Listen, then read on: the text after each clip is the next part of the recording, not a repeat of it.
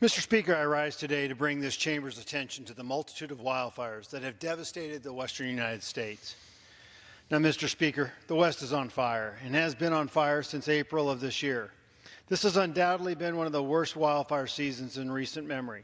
Last month, more than 100 active fires scorched nearly 2 million acres, killed at least 12 people, and caused hundreds of millions of dollars in property damage. As of today, more than 75 wildfires continue to burn throughout the United States. Wildfires are getting worse, in fact, in the United States, just as they are getting better in more similarly advanced nations. A study published in Science last year found that the amount of acreage burned globally has declined by 25% over the past 18 years, irrespective of climate and temperature variability. The study's findings point to day-to-day human factors, especially land management, as the most consequential determinants of wildfire acreage burned.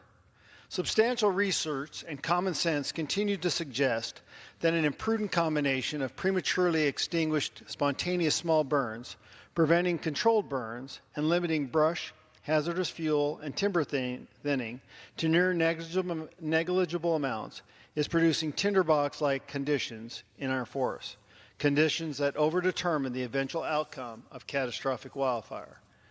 Our misguided land management assumptions, practices, and policies have ended up as a highly significant factor in ensuring our country's experience of wildfires is worse than that of similarly situated peers.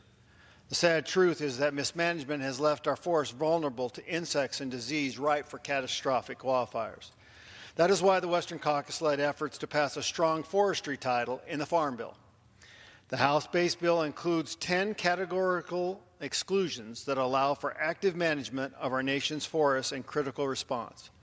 On September 13th, a letter spearheaded by the Western Caucus from 40 bipartisan members of the House was sent to the Farm Bill conferees, urging conferees and leadership to include active forest management provisions in the final version of the Farm Bill.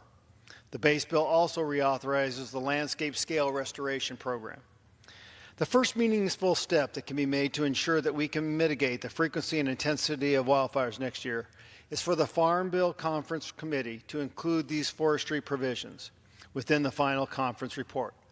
Otherwise, next year's wildfires, sadly, may be larger than this year's.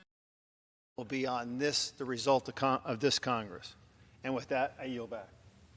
Mr. Speaker, I thank the gentleman from Arizona for his principled approach to getting reform so we can start managing our forests again. Thank you.